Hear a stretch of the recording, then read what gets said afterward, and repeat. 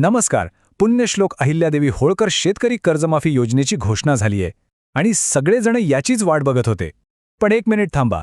या योजनेचा लाभ घ्यायचा असेल तर एक खूप महत्त्वाची अट आहे आणि ती पूर्ण केल्याशिवाय कर्जमाफी मिळणार नाही. चला तर मग आज आपण त्याच अटीबद्दल बोलूया, म्हणजेच ॲग्रीस्टॅकबद्दल. तर मग कर्जमाफीसाठी सगळे तयार आहेत का? उत्सुकता तर सगळ्यांनाच आहे, नाही का? पण फक्त घोषणा ऐकून आनंद साजरा करून नाही चालणार. लाभासाठी आपली तयारी पूर्ण आहे की नाही हे तपासणं सगळ्यात जास्त महत्त्वाचं आहे.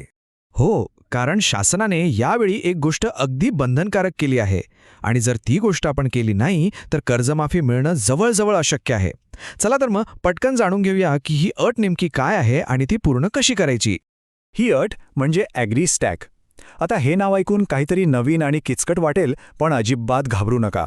खरं तर हे शेतकऱ्यांसाठी एक नवीन डिजिटल ओळखपत्र आहे. अगदी सोपं आहे. चला आपण एकदम सोप्या भाषेत समजून घेऊया. ॲग्रीस्टॅक म्हणजे काय? सोप्या शब्दात सांगायचं तर हे आहे शेतकऱ्यांचं आधार कार्ड. जसं आपलं आधार कार्ड आपली वैयक्तिक ओळख आहे ना, तसंच ॲग्रीस्टॅक हे शेतकरी आणि त्यांच्या शेतीची एक डिजिटल ओळख आहे. आणि यातून प्रत्येक शेतकऱ्याला एक खास युनिक फार्मर आयडी दिला जातो.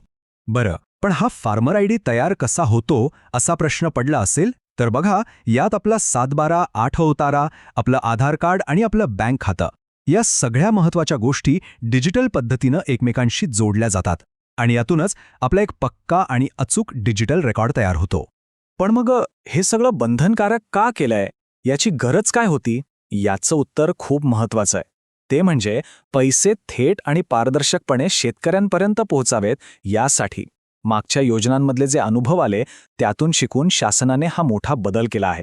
आधी काय व्हायचं आठवतंय का?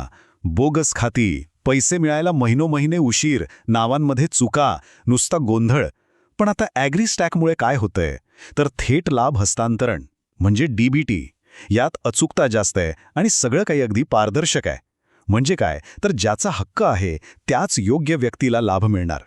म्हणजे बघा, या सगळ्या मागचा मुख्य हेतू एकच आहे की कर्जमाफीची रक्कम कोणत्याही मध्यस्थाशिवाय थेट शेतकऱ्याच्या योग्य आणि चालू बँक खात्यात जमा व्हावी. बस, यामुळे फसवणूक पण टळते आणि उशीरही होत नाही. ठीक आहे, मग आता सगळ्यात महत्त्वाच्या मुद्द्याकडे येऊया. यासाठी नोंदणी करायची कशी? प्रक्रिया एकदम सोपी आहे, पण हो, ती लवकरात लवकर पूर्ण करणं खूप खूप गरजेचं आहे. तर काय करायचे? ऐका, ज्यांची नोंदणी अजून व्हायची बाकी आहे त्यांनी अजिबात उशीर न करता आपल्या जवळच्या महा ई सेवा केंद्रात किंवा CSC सेंटरवर जायचं आहे. जाताना 2 गोष्टी विसरायच्या नाहीत: आपलं आधार कार्ड आणि त्याला लिंक असलेला मोबाईल नंबर. तिथे जाऊन फक्त आपली KYC नोंदणी पूर्ण करायची आहे. झालं. आता एक शेवटची पण सगळ्यात महत्त्वाची गोष्ट. या माहितीकडे अजिबात दुर्लक्ष करू नका, कारण कधीकधी एक छोटीशी चूकसुद्धा आपला मिळणारा मोठा फायदा थांबवू शकते. त्यामुळे हा शेवटचा मुद्दा नीट लक्षात ठेवा. हे वाक्य अगदी मनात कोरून ठेवा. एका चुकीमुळे कर्जमाफी थांबू शकते. आणि ती मोठी चूक कोणती ठरू शकते? तर हीच, ॲग्रीस्टॅकची नोंदणी आणि KYC पूर्ण न करणं. म्हणून अजिबात वेळ घालवू नका. आता जाता जाता एक शेवटचा प्रश्न. आपल्या गावातले सगळे शेतकरी बांधव यासाठी तयार आहेत का? जरा विचार करा. ही माहिती फक्त स्वतःपुरती ठेवू नका.